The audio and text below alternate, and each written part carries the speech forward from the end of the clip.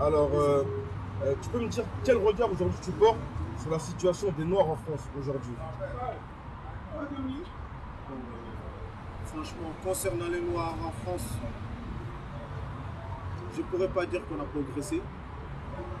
Parce qu'il n'y a pas d'entreprise de Noirs, il n'y a pas de tissu économique de Noirs, il n'y a pas de communauté de Noirs. Donc pour moi, il n'y a rien à progresser. Ça veut dire que si on insulte un Noir, il n'y a rien qui se fait. Si un Noir il a besoin de produits noirs, il faut qu'il aille chez les étrangers. D'accord? Donc il n'y a rien. Mais du coup, qu'est-ce qui empêche la création de la communauté noire? C'est quoi qui empêche ça? Je pense que c'est surtout un manque de respect de soi-même. Moi, c'est comme ça que je vois ça. C'est mon avis personnel. On manque d'estime de soi-même. Savoir que l'union fait la force. Parce que si tu te respectes automatiquement, tu n'as pas envie qu'on t'attaque. Et tu sais que toi seul, tu ne peux pas aller faire ça. Donc la première chose qu'un être humain, que ce soit noir, blanc, arabe, qui fait, le réflexe c'est de s'organiser en communauté pour qu'on ne l'attaque pas. Comme les animaux, il faut. Ouais, comme les animaux. Tu vois, c'est un exemple, tu vois ce que je veux dire. Et d'ailleurs, tout le monde est organisé comme ça, sauf les Noirs. Les Chinois, ils sont en communauté. Les Arabes, ils sont en communauté. Les Juifs, ils sont en communauté. Nous, même les musulmans, on est en communauté. Quand on attaque un musulman dans le monde entier, là où il est, on monte au flambeau. Tu vois ce que je veux dire? C'est pourquoi, parce qu'on est musulman, c'est notre communauté. On attaque un Birmanie, un musulman, un Indonésien, on sera toujours solidaire avec lui. Tu sais pourquoi? Parce qu'on fait partie de la même communauté. Et du coup, et les Noirs, ils n'ont pas cette solidarité. Pourquoi? C'est quoi? C'est un complexe? Donc ça devient des proies. C'est quoi? C'est un complexe? Ouais, je pense que c'est un manque de respect de soi-même.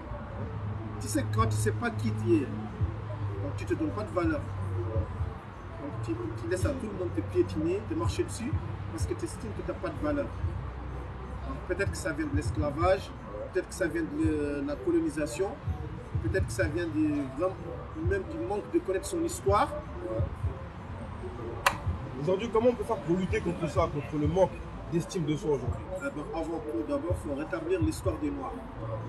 Parce qu'un peuple, le problème, c'est qu'un peuple qui n'a pas d'histoire, c'est un peuple qu'on manipule. Comme j'aime le dire tout le temps, c'est comme un enfant qui n'a pas de parents. N'importe quelle grande personne qui est un peu adulte peut lui faire ce qu'il veut. Et c'est ce qu'on fait aujourd'hui avec les Noirs. Comme ils n'ont pas d'histoire, il faut arrêter de dire qu'il y a une histoire. Non, ça, il n'y a pas. Ça existe, mais on ne l'enseigne pas aux gens. Tous les peuples ont des histoires. Et tous les peuples, ils enseignent à leurs enfants leurs histoires, sauf les Noirs. Pourtant, aux États-Unis, qui eux sont encore plus loin en termes d'histoire, c'est-à-dire en termes de perte d'histoire, qui ne connaissent pas leur histoire, il y a des gens qui se sont dressés pour ça. Il y a des gens qui se sont dressés pour le combat des Noirs. Mais parce qu'ils savent. Parce que sinon, qu'est-ce qu'on faisait croire aux Noirs américains? Que les Africains les avaient vendus. Ouais, que les Africains les avaient vendus, qu'ils avaient intérêt à rester avec les Blancs qui les ont recueillis presque. D'ailleurs, ils portent le nom des Américains blancs, que la religion chrétienne c'était salvatrice pour eux. C'est ça qui les a sauvés, d'être des animaux. Mais pourquoi on leur a mis, ils ont ça dans leur mental? Parce qu'ils n'avaient pas d'histoire. S'ils avaient l'histoire, d'où était leur origine, qui ils étaient, que c'est que leurs grands-parents, on n'aurait pas pu leur faire inculquer ça dans la tête. Mais justement, et quand ils ont su que, excuse-moi, je ne sais pas pour te couper, quand ils ont su que c'était une manière de les arnaquer, là, ils essaient d'apprendre leur histoire pour avoir des bases solides pour avancer dans la vie. Si tu n'as pas de racines, l'histoire, c'est les racines de l'arbre. Si tu n'as pas d'histoire, tu n'avances pas. Y a pas de... C'est des lois universelles, ça. Il n'y a pas de graines, il n'y a pas de plante. Tu n'arroses pas la graine. Si tu n'arroses pas la graine, il n'y a pas de plante. C'est tout. L'histoire d'un peuple, c'est la graine. Alors les gens ils peuvent voltiger, flotter, faire si on ne rétablit pas l'histoire noire, ils vont aller nulle part. Donc c'est pour ça en partie qu'en France, personne ne se, ou très peu de personnes se lèvent en cas d'attaque négrophobe. Ouais, parce que tu sais pourquoi? Ils estiment que ça ne sert à rien, que ce n'est pas inutile. Ouais. Et que surtout qu'il faut dire maintenant que les Renois, on les a vu tout ça encore. Les Renois, ils sont devenus des individualistes, des matérialistes, des capitalistes, pire que les Blancs même. Tu sais pourquoi? Tout simplement parce qu'ils n'ont pas d'histoire, on leur a fait croire que c'est la bonne idéologie qu'il faut avoir. On leur a créé des fausses idoles, comme des rappeurs matérialistes, des footballeurs matérialistes, des acteurs matérialistes, des sportifs matérialistes. Résultat, le jeune noir, il pense que l'argent, c'est la solution de ses problèmes. Alors que nous tous, on sait que l'argent ne résout rien du tout. Quand je dis rien du tout, c'est vraiment rien du tout. Aucune chose importante dans la vie n'est résolue par l'argent. La foi, le courage, le respect, tout ça, on ne peut pas acheter ça avec l'argent. Et du coup, toi qui as un franc-parler et un engagement constant dans la communauté noire, est-ce qu'on a déjà essayé de te faire passer pour un raciste? Qui, moi? Ouais. Moi, on peut dire de moi ce qu'on veut, frère. C'est pas ça qui compte. Ce qui compte, moi, c'est ce que j'ai dit. Pour moi, les jeunes noirs, ils vont le prendre. C'est ça qui compte pour moi. Quand blanc me dise raciste, quel blanc? Est-ce que lui, il a pensé à ce que ses parents, ils ont fait à mes parents? J'en ai rien à foutre de ce qu'il pense de moi. Quand un juif me dit ouais, que je suis antisémite, moi, je suis pas antisémite. Je ne le serai jamais. Ma religion me l'interdit. Mais quand tu insultes les gens, et tu dis aux gens que quand on te dit que tu nous as insulté, que ça devient des racismes, là tu le prends pour des coups. Tu vois? Je ne vais pas collaborer avec toi. C'est tout. Quand on voit un noir, il est dressé pour redresser l'histoire du noir, pour qu'on le diabolise. Tu sais pourquoi? Parce qu'on veut encore exploiter les noirs. On veut que les Renois n'aient pas d'histoire. Donc dès qu'on voit un Renoir, on dit au Renoir, il faut qu'on retourne à la vraie vérité.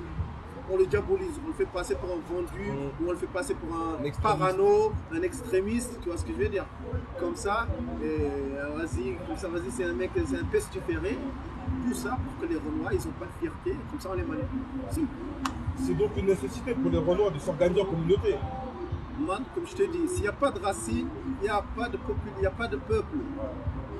Tous les livres, que ce soit la Bible, la Torah, le Coran, il y a une grande partie d'histoire. Tu sais pourquoi? Pour montrer à l'homme, sans l'histoire, tu n'es rien. Il faut que tu regardes ce que tes ancêtres ils ont fait, tu profites du bien ce qu'ils ont fait, les erreurs qu'ils ont fait, tu les évites. Si tu n'as pas d'histoire, tu n'as rien. Les histoires qui sont dans la Bible, c'est pas pour rien qu'on les a mis là-dedans. Les histoires qui sont dans le Coran, c'est pas pour rien. C'est pour que l'homme, il s'inspire de ça, il voit ce que ses ancêtres ils ont fait, il prend la bonne partie et la mauvaise partie, il l'évite. Mais s'il n'a pas ça, il flotte, parce qu'il n'a pas de base. Et là, il y a d'autres gens qui vont prendre des bases, qui veulent lui faire un couquet pour le manipuler. Voilà. Et bien, c'est ce qu'on fait avec les Noirs tous les jours. Donc l'un des éléments indispensables, c'est la connaissance de son histoire. Ça, c'est même pas l'un des éléments, c'est l'élément principal. Déjà, c'est comme une voiture avant que ça roule, il faut déjà que tu mettes le contact. Ça, c'est le contact. Après, on verra. Là, on n'a même pas mis le contact. Donc, la voiture, elle est ranique. Après, il y a quel autre domaine il faudrait qu'on maîtrise pour pouvoir être une communauté organisée forte? Après ça, une fois qu'on connaît notre histoire, il faut qu'on éduque nos gens maintenant dans les sciences, que ce soit religieuses ou profanes, tout ça là. Des fois qu'on ait des ingénieurs, des avocats, mais on en a déjà. Mais ça ne peut pas marcher, tu sais pourquoi? Parce qu'on n'a pas mis le contact, on n'a pas l'histoire. Ça veut dire le socle principal, on ne l'a pas. Après, il faut juste éduquer des gens. Parce qu'à partir du moment où ils ont de l'histoire, ils seront fiers d'eux-mêmes. Parce qu'ils sauront que ce n'est pas des, entre guillemets, c'est pas des merdes. Ils seront fiers d'eux-mêmes. À partir de là, ils ne laisseront pas les autres gens venir les exploiter. Après, là, il y aura juste à placer les pions. Et toi, tu es avocat, toi, tu es un maçon, toi, tu es un docteur, toi, tu es un truc. On nous attaque, on sort les pions qu'il faut. C'est créer un lobby. C'est tout, bien sûr. Voilà. Mais tout le monde est en lobby. Voilà. Tout le monde est en lobby. Mais en soi-même, le cran, c'est un lobby en soi-même. Le cran, non. Moi, j'aime pas. Le cran, c'est des. Le cran, ça, c'est des. Pour moi, hein, moi, je peux me planter. Hein. Pour moi, le cran, ça, c'est des trucs que les juifs ou les sionistes ils ont créés pour faire croire aux Renois qu'ils sont quelque chose et qu'ils ont Walou. Ah, ça, c'est des rigolos. Ça, ça c'est des rigolos. Cran, je ne sais même pas, il représente. J'ai jamais vu même un jeune du ghetto qui connaît le cran. Tu vois, c'est de la bouffonnerie, ça. C'est de la bouffonnerie, ça. Et du coup, la jeunesse des quartiers issus de la diaspora africaine, sous quelle forme ils doivent s'organiser? L'entrepreneuriat, c'est une voie qui permettrait justement d'accéder à cette émancipation? Ouais, mais comme je t'ai dit, frère, ça ne sert à rien qu'on s'émancipe avec de l'argent. On va devenir comme des Chinois. Regarde, les Chinois, ils ont de l'argent, mais ils ont de base. Regarde ce que les Chinois ils font entre eux. Si c'est pour prendre des milliers de Chinois, de les faire travailler dans des 100 mètres carrés, on exploite notre propre peuple, ça sert à rien. Il faut qu'on revienne à l'histoire, qu'on sache qui nous sommes, qu'on respecte l'humain et qu'on respecte les autres races aussi. Parce que c'est très important, c'est super important. C'est respecter soi-même, respecter les autres, et automatiquement, tu refuseras toute injustice. C'est ça le plus important, c'est pas l'argent. Le plus important, c'est l'estime de soi-même. Tu peux avoir de l'argent, tu es un PD, mais tu peux être un pauvre, mais tout le monde il te respecte. Il a peur de toi parce qu'il sait que s'il t'attaque, il va payer très très cher. Il y a des mecs qui ont des millions, mais personne n'a peur. Parce que c'est des PD. C'est tout. C'est pas l'argent qui fait l'homme. C'est l'histoire et l'estime de soi. Et donc toi, tu es arrivé en France, à quel âge tu es arrivé en France? Moi, je suis arrivé en France, j'avais 20 ans. D'accord. Quel a été le choc quand tu as commencé à côtoyer la jeunesse africaine de France? Je trouvais que le premier truc qui m'a choqué, c'est que vraiment, c'est presque qu'il y en avait, ils rejetaient l'Afrique. Encore, je comprends encore pour les Américains, ça fait 400 ans, mais pour les gens dont les parents ils sont venus ici il y a 20, 30 ans, 40 ans, je trouvais que quand même c'était quand même trop gros de leur part, tu vois. Mais c'est dû tout ça à l'ignorance. Quand tu ne connais pas ton histoire, tu ne peux pas l'aimer.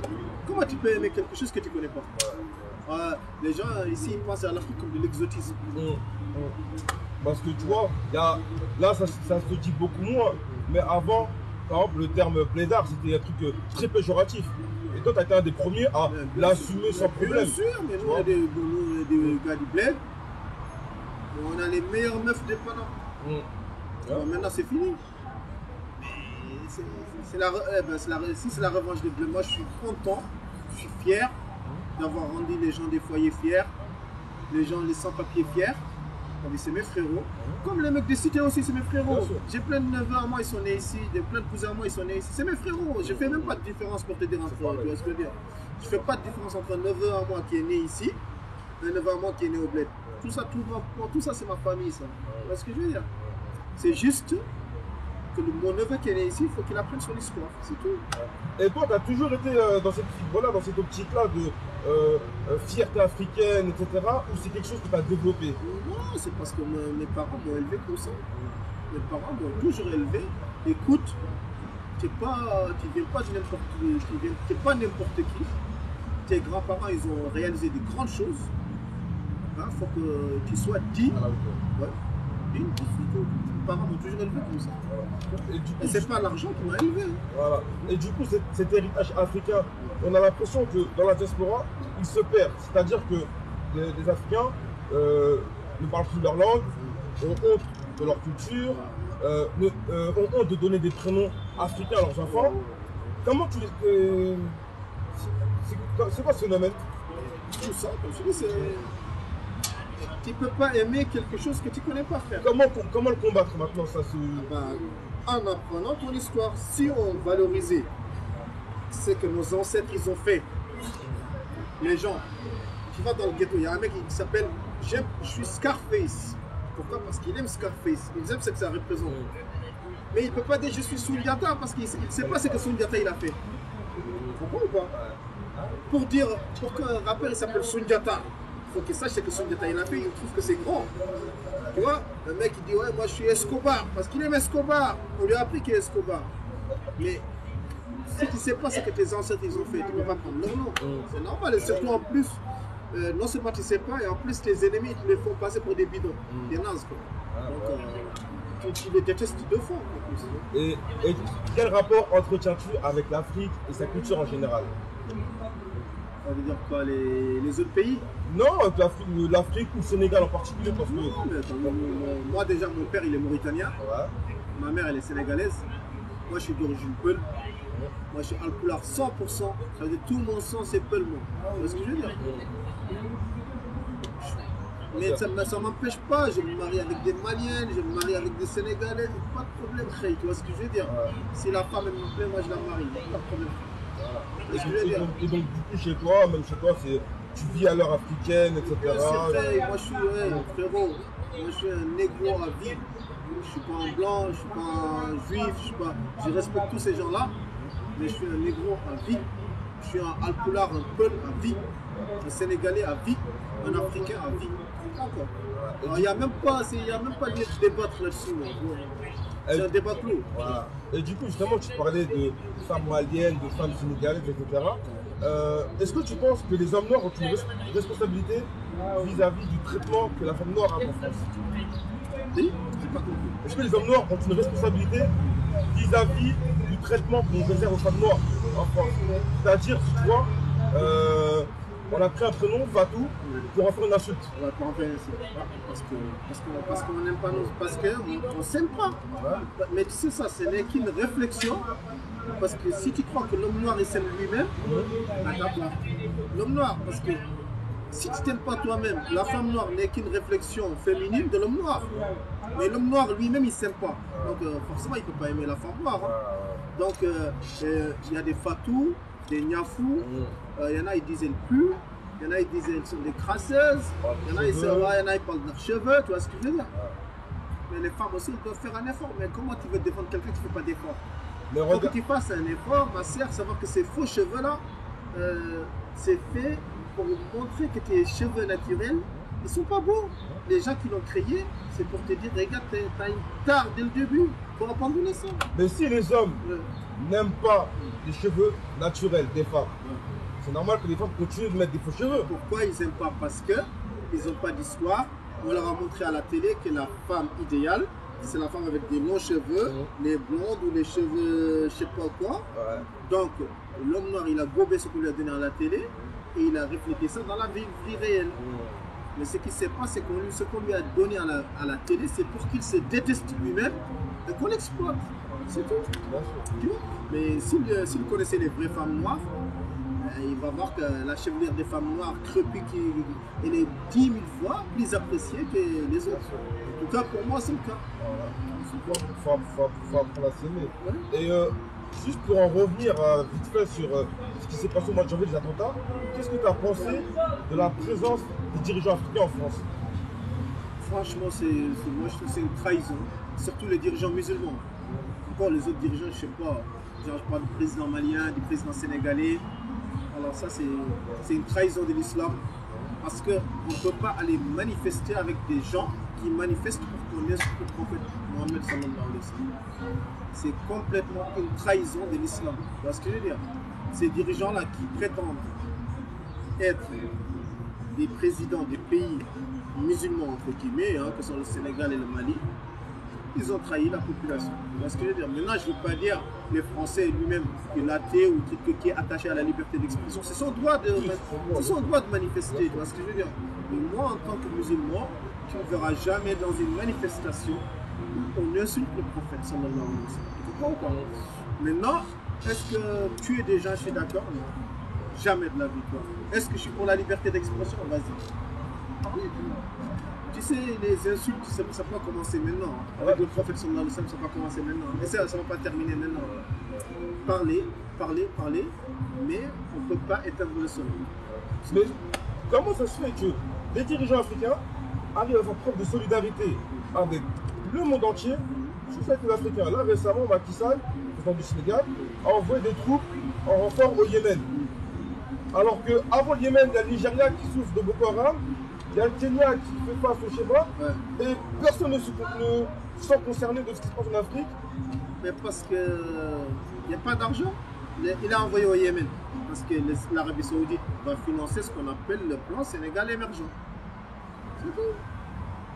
Si Boko Haram, tu penses que les soldats sénégalais qui sont en Normandie, tu penses qu'ils sont partis parce qu'ils sont pour défendre les Maliens?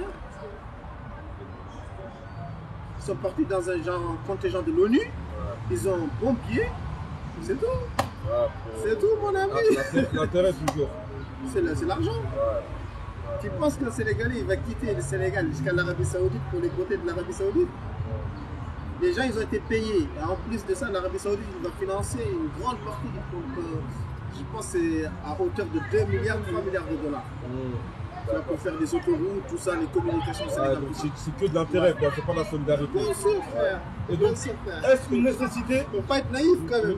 Mais d'ailleurs, tu vois, ça c'est ça. Il y a ça. D'accord. Est-ce une nécessité justement, on a parlé de Boko Haram, des Shabab, etc. Est-ce une nécessité d'avoir une armée africaine?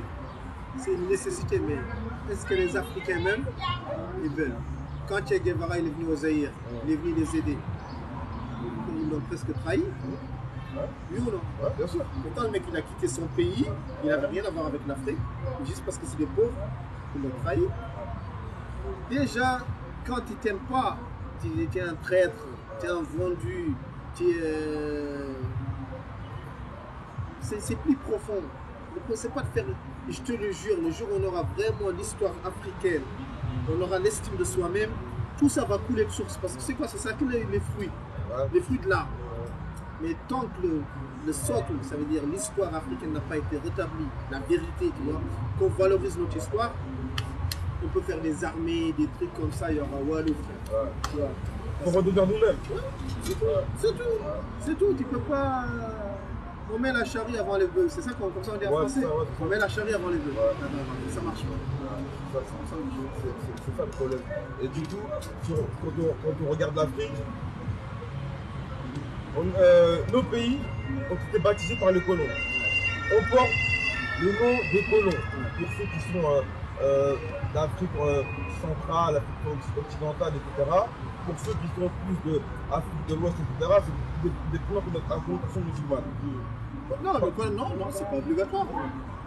Pas forcément. Non, moi, une partie de mon nom c'est d'origine arabophone, une partie de mon nom c'est d'origine africaine. D'accord, ok. Alpha, ça fait partie de mon nom. Ouais. Alpha, c'est pas arabe. Ah ouais. Ah, je pensais Alpha, c'était un pseudo. Non, Alpha, ça fait partie de mon nom. D'accord, ok. Et du coup, voilà, tu ne penses pas que c'est du fait justement aussi qu'il y a beaucoup d'influences diverses en Afrique que les Africains ont du mal à s'unir? C'est pas ça, parce qu'en fait, c'est pas une question de nom. Regarde, Zaïre, là, ils ont voulu un instant zaïrifier, je sais pas quoi, zaïrisation de leur nom. Ouais. Bon, ça s'est rendu à quoi? Ça les a rendus plus fiers. C'est pas le nom, c'est l'estime. Ça c'est des vernis qu'on met pour cacher la misère, ça. Non, quand je te dis en fait le nom, je te dis des influences diverses. Ça veut dire qu'il y a des pays qui sont plus un héritage occidental, d'autres qui ont un héritage oriental. C'est pas ça qui empêche les Africains de s'unir entre eux. Parce que frère, t'as vu, moi personnellement, je suis musulman, mais je vois un négro qui est chrétien ou qui est animiste ou qui est pas. Pour moi, c'est un négro. C'est mon frère. C'est mon frère d'Afrique. C'est quoi? Dieu nous a mis dans le même continent, on a le même destin. Parce que c'est comme ça que je vois ça. Je vois même pas son nom. Je vois juste un négro comme moi. À sa place, je vais être traité par la police pareil. Au Pôle emploi, je vais être traité pareil. Devant la justice, je vais être traité pareil. On partage la même misère, c'est mon frère. Moi, c'est comme ça. Et je pense que les nouvelles générations qui vont arriver, avec l'internet, ça se démocratise, ils vont de plus en plus voir ça comme ça. Et donc, il n'y aura pas d'union sans qu'il y ait l'histoire. Voilà. Et du coup, justement, comme on le disait tout à l'heure, les Africains se revendiquent beaucoup plus maintenant africains que de leur pays. Ouais, mais ça fait plaisir. Voilà. Est-ce que, toi, c'est quoi ton regard sur, ou ton opinion sur les États-Unis d'Afrique, par exemple? Ouais, mais c'est le but. Hein. Je pense qu'en tout cas, tout Africain, c'est ce qu'il aimerait que ça se passe. Mais il ne faut pas aussi rêver. Nous, on n'a pas les mêmes coutumes que les Zaïrois. On n'a même pas les mêmes coutumes, même que les Maliens. Même. Tu vois ce que je veux dire? Pourtant, Sénégal-Mali, c'était le même pays. Ouais, c'est le même pays, mais. Juste avant l'indépendance. Ouais, mais attends. Nous, les Peuls, on n'a pas les mêmes coutumes que les Bambara. Ils n'ont pas les mêmes coutumes que les Soninké. Il faut toujours éviter l'uniformisation. Il faut qu'on s'unisse, qu'on fasse un bloc. Il faut que chacun il respecte la diversité. Parce qu'à partir du moment où on se fond l'un dans l'autre, c'est-à-dire on essaie de faire un homme qui n'a pas d'histoire, c'est des trucs bizarres, ça. C'est des clonages. Uniformisation, domination. Parce qu'il faut qu'il y ait de la richesse, chacun il apporte sa richesse, mais qu'on sache que nous tous on est dans le même bateau. Dans le bateau il y a des Lingala, dans le bateau il y a des Peuls, dans le bateau il y a des Swahili, il y a des Bambara, il y a des Djoula, tu vois, il y a des Comoriens. Tu vois? Mais nous tous on est unis. Pourquoi? On est tous dans le même bateau, parce que si le bateau il coule, nous tous on va couler tous. C'est ça qui coule. C'est ça qui coule. Mais il faut que le Comorien il reste Comorien, parce que c'est ça qui fait de lui un être humain à part. Tu vois? Il faut que les Zaïrois ils restent Zaïrois. faut pas qu'ils deviennent arabophones. Il faut que le Sénégalais reste Sénégalais. C'est ça qui fait sa beauté, son charme. Chacun reste un. Moi, en tout cas, c'est pour ça que je vois ça. Parce que j'ai remarqué, par exemple, il y a un terme qui revient très souvent en termes d'insultes. C'est le terme Zoulou. Zoulou, ah ouais, d'accord. Mais t'as vu maintenant, Zoulou, là, c'est plus les Renois même qui l'utilisent que des C'est Rebeux. ce que j'allais dire. Tu vois, Parce que c'est des ignorants. tu vois. Des ignorants. Parce que si les Renois, ils connaissaient l'histoire des Zoulous, Ouais. je pense que dans leur rap, chacun d'eux, il dirait je suis un putain de Zoulou avant de rapper. Tu vois. Avant de dire je suis Scarface, je pense qu'il va s'appeler Zoulou. Mais comme il ne connaît pas l'histoire des Zoulous, on revient à la même chose, il dénigre les Zoulous parce que les Zoulous, on les fait passer pour des gens qui habitent dans des arbres, qui ont des. On os à la place. Ouais, tu vois ce que je veux dire. Alors que Chaka Zulu, c'était l'un des plus grands stratèges de l'humanité. Et aucun père de ces rappeurs-là n'osera aller se battre contre des Zoulous. Mais quand tu ne sais pas quelque chose faire, comme je te dis, quand tu ne sais pas ton histoire, et en plus on te pousse à ne pas l'aimer, donc comme la plupart des petits frérots là, il y en a plein, c'est des moutons. Donc ils vont dans le pâturage. Et donc là maintenant, récemment, là, depuis quelques années, il y a la brigade anti-négrophobie qui s'est montée et qui manifeste beaucoup à chaque fois qu'il y a des dérapages, que ce soit dans les paroles négrophobes ou dans les actes, etc. C'est bien. Et comment ça se fait qu'il y a très peu de personnes qui arrivent à se montrer solidaires de ce genre d'action-là? Quand je te parle de personnes, je te parle plutôt des personnalités médiatiques, des personnalités noires, entre guillemets, qui ont très peur de prendre des positions. Parce qu'il ne faut pas perdre ses privilèges, moi, c'est que je suis pour ça. Et puis aussi, il faut comprendre, si les mecs qui se disent négrophobes là, parce que faut arrêter le cinéma. Il y a des mecs qui se disent brigade anti-négrophobe, ou je sais pas s'ils sont dans cette démarche-là. Il y a des blancs qui disent qu'ils défendent les noirs, mais en fait, leur but c'est de contrer l'islam. Mais bien sûr que je ne vais pas participer avec eux. Ouais, chacal.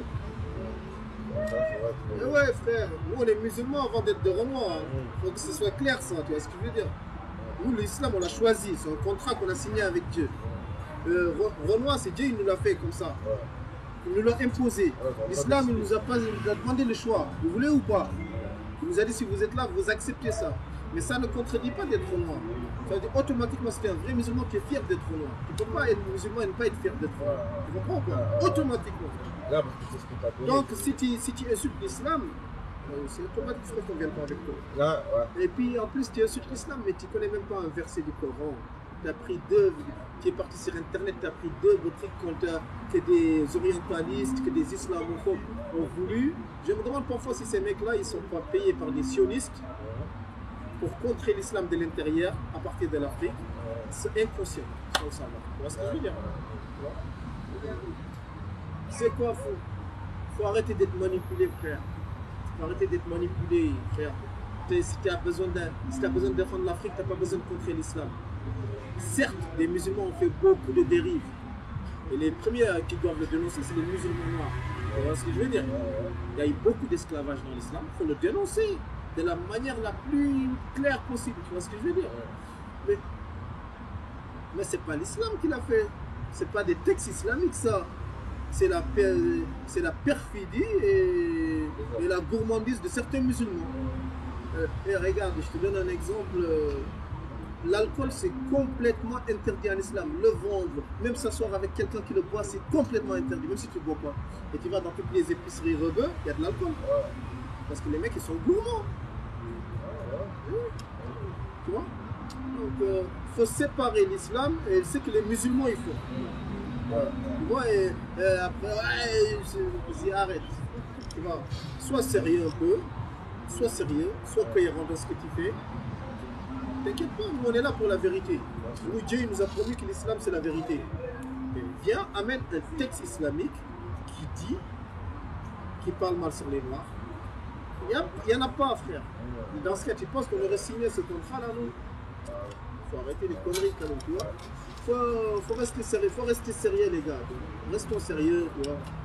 Restons sérieux, tu vois. et du coup, quand on en revient aux personnalités médiatiques, donc là, tu dis que voilà, c'est une histoire de perte de privilèges. Un footballeur, il ne peut pas être pro-black. Ton blague, frère, ça va faire chuter toutes tes affaires. Un footballeur, il ne peut pas dire la vérité, frère. La preuve, tu vois. Moi, j'aime pas Christian Taubira ce qu'il fait. Mais normalement, si on la traite de sèche, tous les négros, normalement, ils doivent se lever. Ouais. Ça veut dire Djibril Cissé, je sais pas quoi. Les mecs qui ont la voix, les Thierry Henry, les Patrice Vieira, je sais pas quoi. Là. Au lieu de faire les pseudo-thugs, tu vois, les pseudo-révolutionnaires du foot. Qui t'attaquent à lui, Fernandez, je sais pas quoi. C'est de la merde, ça. On s'en bat les couilles, frère. Tu reçois tes millions. Tu veux montrer que tu es un bonhomme, défends Taubira. Même si elle c'est une vendue. Pourquoi? Parce qu'on a insulté ta race. On t'a jamais entendu. Tu nous parles de foot. On s'en bat les couilles du foot. Nous, on joue pas au foot. On n'a rien à foutre du foot. Tu vois ce que je veux dire? D'ailleurs, les mecs dans le ghetto qui sont sur du foot, tu vois, il y en a un par quartier. C'est pas des exemples, ça.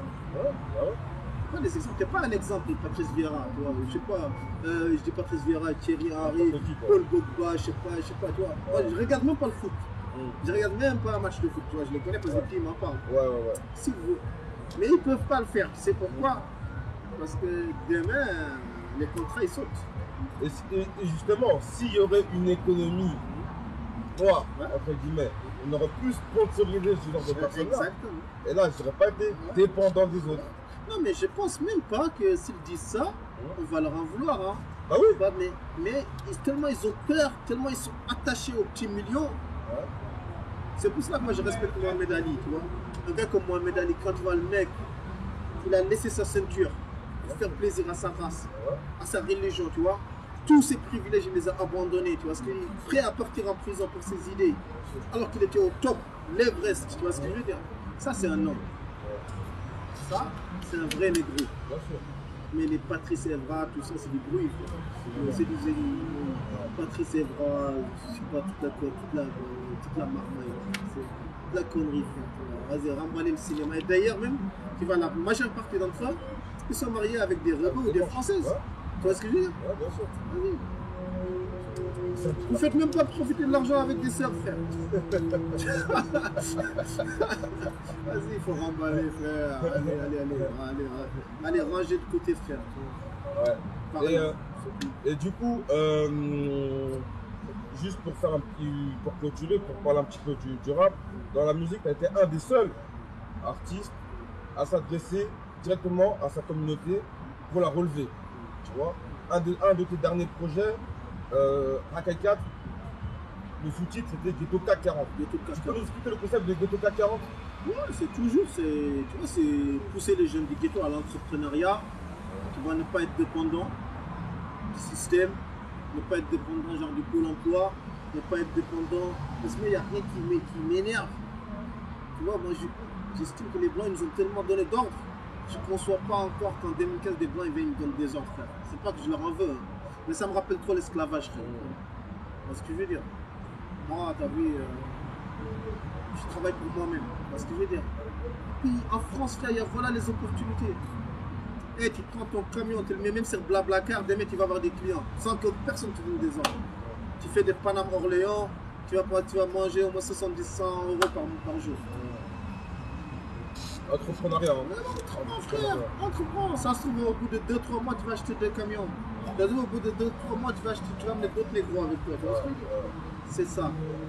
Arrêtez d'être des moutons, des mecs qui reçoivent des ordres. Recevoir de l'ordre, ça veut dire subir. Et subir, ça veut dire ne pas être libre. Entre parenthèses, c'est un petit esclave. Et surtout, Ghetto CAC 40 du fait que. Ouais, c'est les grandes sociétés. Voilà, et que le CAC 40, il n'y a pas que comme solution, il n'y a pas que la rue. Déjà, la rue, ce qu'on appelle la rue, là, c'est une impasse dans laquelle nos ennemis nous ont mis pour qu'on soit toujours sujet à eux. C'est quoi? Les mecs qui ont la drogue, c'est pas les mecs du ghetto, frère. Les mecs qui ont les armes, c'est pas les mecs du ghetto, frère. Les mecs qui ont des grands labos, c'est pas des mecs du ghetto, frère. Les ghettomanes ne sont que des sous-traitants. On les a mis là-dedans, on les a fait croire. Et d'ailleurs, tu vas dans une cité, tu trouves genre